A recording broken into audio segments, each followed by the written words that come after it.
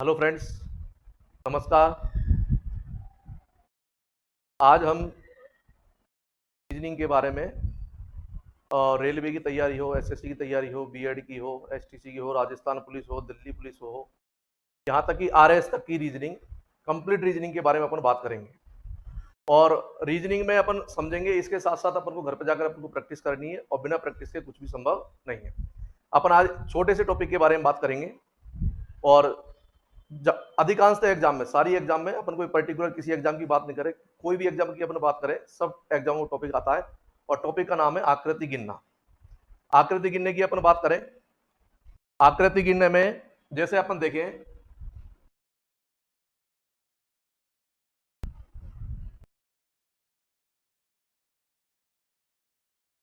आकृति गिनना, आकृति गिनने तीन प्रकार की आकृति एग्जाम में दी जाती है और अधिकांश से ज्यादातर जो आकृति एग्जाम में आती है वो आती है त्रिभुज से संबंधित, ट्राइंगल जिसको कहते हैं अपन, त्रिभुज, त्रिभुज से संबंधित। और नाम से इसमें स्पष्ट है बिल्कुल, त्रि का मतलब होता है तीन और भुज का मतलब होता है भुजा, यानी ऐसी आकृति जिसकी भुजा कितनी होती है, तीन, उससे क्या कहते हैं अपन, त्रिभुज कहते हैं।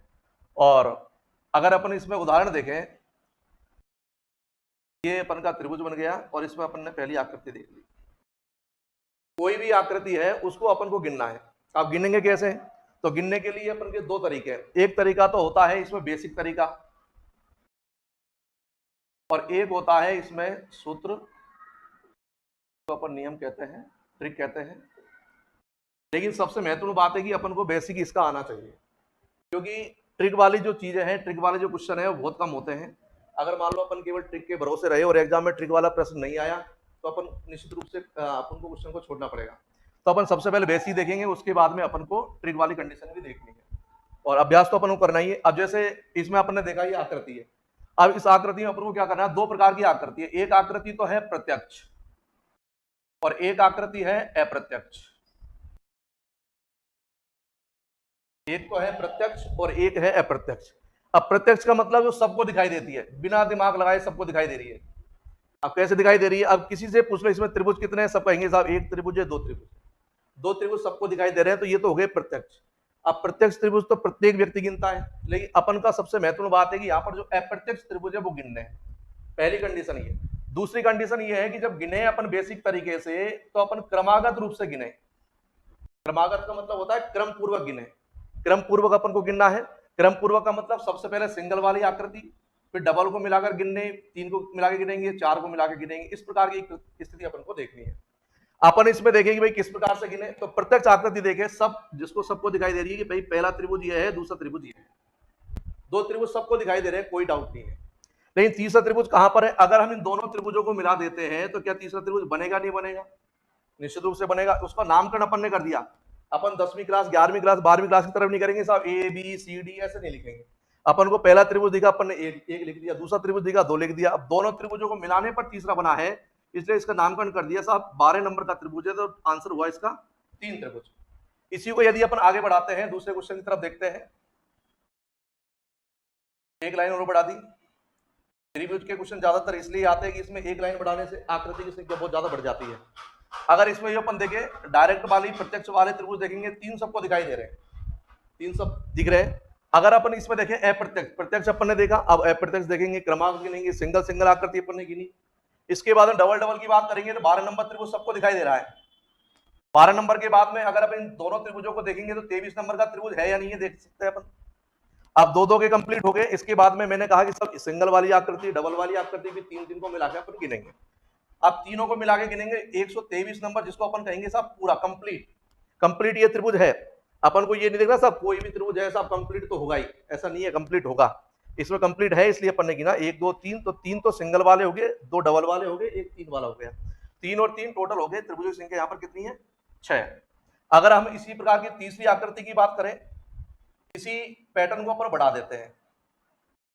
अपन ने एक लाइन इसमें अपन और बढ़ा दी। बेसिक तरीका गिनने का वही है, 1 2 3 4, चार त्रिभुज। अगर हम कैंची से इनको अलग अलग करते हैं, काटते हैं, तो चार त्रिभुज तो अपन को दिखाई देंगे। लेकिन अगर हम एक्स्ट्रा त्रिभुज की बात करें इसमें, जो अपन को नहीं दिखाई दे रहे हैं, 12 नंबर का है कि नहीं देख लीजिए आप, 12 के बाद में 23 नंबर है, 34 नंबर है, दो दो के बन गए। 3 3 की बात करें 123 का बन गया, 234 का बन गया, दो दो डिजिट के बन गए, 3 3 डिजिट के बन गए। इसके बाद में देखिए क्या कंप्लीट वाला बन रहा कि नहीं बन रहा, चौथा नंबर का। यहाँ पर चारों को मिलाएंगे जिसको अपन कहेंगे 1 2 3 4, ये भी त्रिभुज बन रहा है। तो चार तो सिंगल वाले हो गए, 5 6 7 8 9 10, टोटल त्रिभुज की संख्या हो गई 10। ये है इसका बेसिक, और बेसिक अपन को आना ही चाहिए। अगर अपन बात करते हैं नियम की, ट्रिक की, तो मैंने आपसे कहा ट्रिक जो है वो सेकंड कंडीशन होती है। सेकंड कंडीशन का मतलब है कि अगर बेसिक अपन को आता है तो ट्रिक में तो अपन बिल्कुल निश्चित है कि, और ट्रिक जो है वो कुछ प्रश्नों में ही होती है कि ये तीनों के तीनों प्रश्न एक जैसे हैं। अगर मान लो एग्जाम में कोई भी प्रश्न किसी भी प्रकार का आ जाए, किसी प्रकार का मतलब एक त्रिभुज हो, ऐसा लाइन हो सीधी इस प्रकार से, अब इस प्रकार से लाइनों की जो संख्या है वो कितनी भी हो, ये कोई मैटर नहीं है कि साहब इसमें फिक्स होनी चाहिए 4 line 5 line 6 line 7 line 8 line. इस प्रकार का एक त्रिभुज में सीधी लाइन हो, कितनी भी लाइन हो, त्रिभुजों की संख्या गिननी है। बिल्कुल सिंपल तरीका है। अपन ने जो ये अंदर गिनती लिखी है 1 + 2 कर दीजिए, आंसर आ गया 3। इधर देखते हैं अपन 1 + 2 + 3, 3 और 2 5 और 1, आंसर आ गया 6। इधर बात करते हैं 1 + 2 + 3 + 4। अगर हम डायरेक्ट ट्रिक लगाते हैं, ट्रिक लगा के अपन ने देख लिया साहब 10, अपन ने 10 देख लिया, लेकिन अपन को पता ही नहीं 10 है या नहीं है, कौन सी है कौन सी नहीं है, तो फिर मामला गड़बड़ है। इसलिए अपन को बेसिक पहले आना चाहिए। अपन ने पहले देख लिया 10 है, अब अपने ट्रिक लगाई 10 है। इसमें अपन देख सकते हैं, अपन गिनती लिखे 1 2 3 4 5 6, 1 + 2 + 3 + 4 + 5 + 6। अगर इनको गिनते हैं 6 5 11 4 15 3 18 2 20 और 1 21, टोटल त्रिभुज की संख्या हो गई यहाँ में 21। तो टोटल त्रिभुज कितने हैं 21। तो सबसे पहली कंडीशन, त्रिभुज का सबसे पहला पार्ट है ये, और इस पहले पार्ट में आप सभी ने देखा कि एक त्रिभुज था, सीधा त्रिभुज था, सीधी लाइनें उसमें खींची गई थी, और सीधी कितनी भी लाइन है वो अपन को क्या करना है, गिनती लिखनी है, गिनती लिख करके उसको जोड़ लेना है, किसी भी कितना भी बड़ा प्रश्न हो। लेकिन मैंने आपसे सबसे महत्वपूर्ण बात यह है, और महत्वपूर्ण बात के अंतर्गत अपन बात करेंगे कि भाई अपन गिनती लिखेंगे, लेकिन अपन को इसके बाद में ट्रिक अपन ने लगा ली, लेकिन ट्रिक वाले क्वेश्चन नहीं आए। मान लो कोई प्रश्न ऐसा आ गया,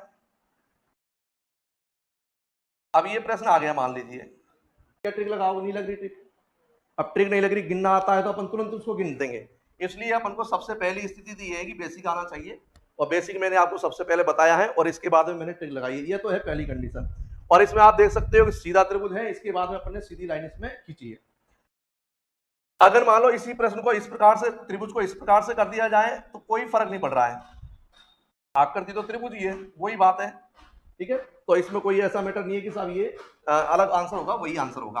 तो ये पहले टाइप के क्वेश्चन है। अगर हम सेकंड टाइप के क्वेश्चन की बात करें, अभी तक हमने देखा है कि साहब सीधी लाइन है।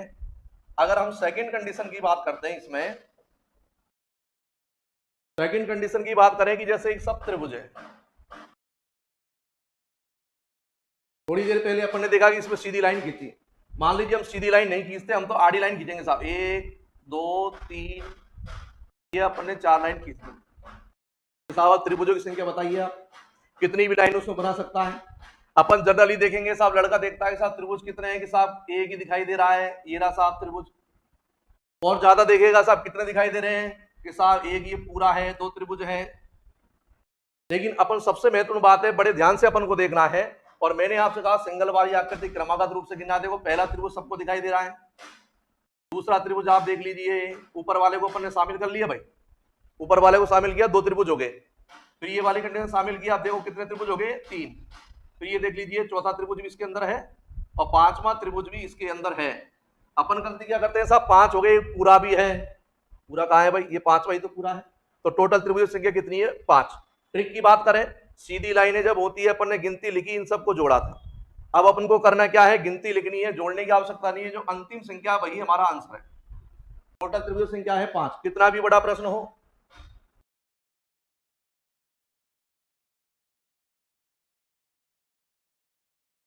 कितनी भी लाइन हो, कितनी भी लाइन इसके अंदर खींचे, अपन को करना क्या है, त्रिभुज संख्या देखनी है, गिनती लिखनी है।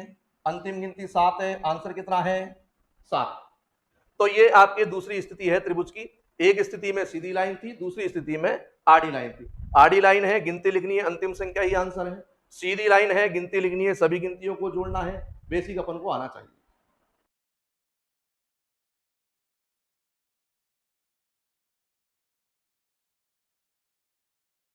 टाइमिंग अच्छा